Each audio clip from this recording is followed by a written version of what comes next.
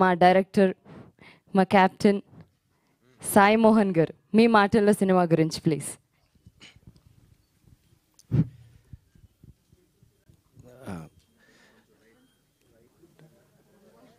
Frame ఎక్కడ frame కాదు, మీరు ఇప్పుడు డాన్స్ చేస్తున్నారా మోహన్ గారితో? ఇక్కడికి వచ్చిన అందరికీ, మీడియా వాళ్ళందరికీ, ఫ్రెండ్స్ అండ్ అందరికీ థ్యాంక్ యూ అండి. శశివర్ధని నాకు పెద్ద బాహుబలి కంటే పెద్ద జర్నీ నాకు యాక్చువల్లీ. చాలా పెద్ద జర్నీ అండి నాకు. ఎందుకంటే ఇంకొక 6 రోజులు సినిమా రిలీజ్ అవుతుంది. హ్యాపీ. ఎంత స్ట్రగుల్ ఉన్నట్టే, స్ట్రగుల్ లేకుండా ఏది రాదు, బట్ అదంతా చాలా మంచి బ్యూటీ అది.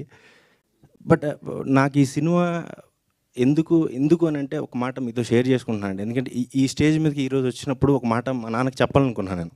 ఇంతవరకు తెలియదు ఆయనకి. ఏంటంటే ఆయన డ్రీమ్ అది డైరెక్టర్ అవ్వాలని. అంటే నేను డైరెక్టర్ అవ్వాలని కాదు, ఆయన అవ్వాలని. నాకు గుర్తుండి నేను 7th క్లాస్ ఆ టైంలో ఒక ఆయన వాసిరెడ్డి శ్రీనివాసరావు గారని చనిపోయారు. ఆయన పాపం. మీ నాన్న అంటే మా నాన్న ఇప్పటికీ స్టిల్ 100 రూపాయలు 150 రూపాయలు కూలికి వెళ్తారండి మా అమ్మ మా నాన్న. ఆ రోజు నేను పక్కన కూర్చున్నప్పుడు, మీ నాన్న మీ అమ్మ బతుకుతుంది మీకోసమేరా, మీ చెల్లి కోసం, నీ కోసం. ఒకప్పుడు ఇలా సినిమా అని మద్రాసు అటు వెళ్ళిపోయాడు, ఏం చేయలేకపోయాడు పాపం, బురద పని చేసుకుంటున్నాడు అంటే, ఓహో మా నాన్న జన్మనిచ్చాడు, అందుబాటు ఆయన జీవితాన్ని కోల్పోయాడు. అప్పటికి ఉండేది పోలీస్ అవ్వాలి అని చిన్న ఇంట్రెస్ట్ ఉండేది. సరే ఓకే, మా నాన్న చచ్చిపోయే రోజు ఆయన బతకలేని లైఫ్ నేను బతికితే చూసి చచ్చిపోతే చాలు అనుకున్నాను. అనుకోవడం చాలా ఈజీగా అనుకున్నాను, కానీ ఇక్కడ దాకా రావడానికి జర్నీ అంటే, నాన్న నాకు తెలుసు నువ్వు ఎంతమందికి సమాధానం చెప్పుంటావు. అంటే మనం కనీసం ఇల్లు కూడా సరిగ్గా లేదు మనకు, నాకు తెలుసు. నేను ఇక్కడుండి పడ్డ స్ట్రగుల్ కంటే నువ్వు ఊళ్ళో ఎంతమందికి సమాధానం చెప్పుకోలేక, పెళ్ళిళ్ళు వచ్చేసిన కూతురు ఉంది, ఏమీ లేదు అంటే, నువ్వు పడ్డదాని ముందు నాకు ఐఎమ్ నథింగ్ నాన్న. నాకు జన్మనిచ్చినందుకు, ఈరోజు నీకోసం డైరెక్టర్ అయినందుకు నాకు ఈ జన్మకి ఇది చాలు నాకు. అసలు నాకు ఇంకోటి ఏంటంటే, ఈ డ్రీమ్ని ఇక్కడ దాకా రావడానికి ఫస్ట్ అంటే మనం కథ చెప్పాలి, కథ రాసుకోవాలి, చాలామంది తిరగాలి, అది ఊరికే రాదు.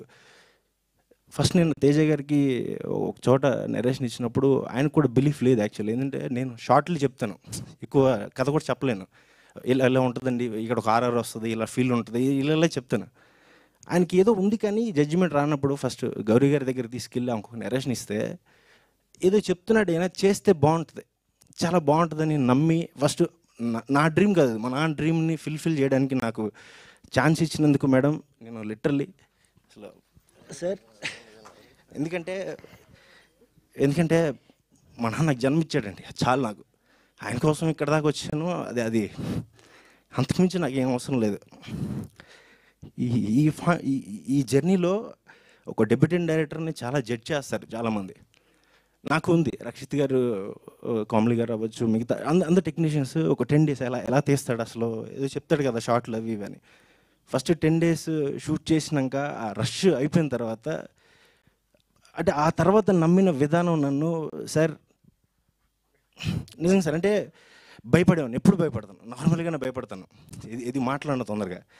ఆ టైంలో నువ్వు చేస్తావు సార్, నువ్వు చేస్తావు అంటే, ఒక డెబ్యూటెంట్ డైరెక్టర్ 70 రోజులు షూట్ చేసి ఇంత బడ్జెట్ పెట్టించి అంతమంది టెక్నీషియన్స్ సాటిస్ఫాక్షన్ లేదన్నా కూడా అంతమంది నిలబడి, మీ అందరికీ నేను థ్యాంక్స్ చెప్పడం కదండి, మా నాన్న తరపు నుంచి నాకు ఈ డ్రీమ్ ఫుల్ఫిల్ చేయించడానికి మీరు అందరు నిలబడినందుకు మీ అందరికీ కాళ్ళ మీద నమస్కారం పెట్టుకున్నంత ఫీల్ నాకు. ఈ జర్నీని ఇంతవరకు అంటే మీడియా అంత సపోర్ట్ చేసి ముందుకు తీసుకెళ్ళి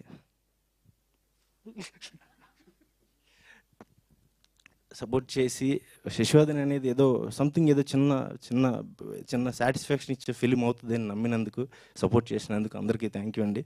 టెక్నీషియన్స్ అంటే ఫస్ట్ డిఓపి, అంటే మా ఇద్దరిది ఎలా ఉంటుందంటే, ఎప్పుడు టామ్ అండ్ జెర్రీ కంటే దారుణంగా ఉంటుంది, కొట్టుకుంటూ ఉంటాం, తిట్టుకుంటూ ఉంటాం. But end of the day ఒక మంచి ఫ్రేమ్ ఇస్తాడు నాకు. అంటే నేను ఎప్పుడు రాసుకున్న విధానం చాలా పొయిటిక్ ఫీల్లో రాసుకుంటాను, దాన్ని ఒక అందమైన పెయింటింగ్ లాగా. మచ్చా మనం చేస్తున్నాం కదా, మళ్ళీ థ్యాంక్ యూ. బిజీ అయిపోయావు కదా అని మళ్ళీ రానంటే, ఈసారి ఇవ్వకపోతే కేసు వేస్తా. థ్యాంక్ యూ అండి. శర్వ పాప నాకు తెలుసు, ఒక 4 రోజులు రూమ్ నుంచి కూడా రావడానికి భయపడ్డాడు, ఎప్పుడు వస్తాడు ఈ ఏటీవీ నువ్వు అంటాడు. ఓకే అంటా పాప అని టెన్షన్ పడ్డ రోజులు ఉన్నాయి. మంచి ఆల్బమ్ ఇచ్చావు శర్వ. అండ్ అందీప్ గారు ప్రాణం పోసారని చెప్పాల్సి, అందీప్ గారు మన ఆర్ఆర్ తోటి. ఇంకా ముఖ్యంగా ఇప్పుడు టైటిలే నేను అమ్మాయి పేరు మీద పెట్టుకున్నాను కావాలని. అంటే ఒక తెలుగు అమ్మాయి కథని, అమ్మాయి ప్రేమని చాలా జెన్యున్గా చెప్పాలని నేను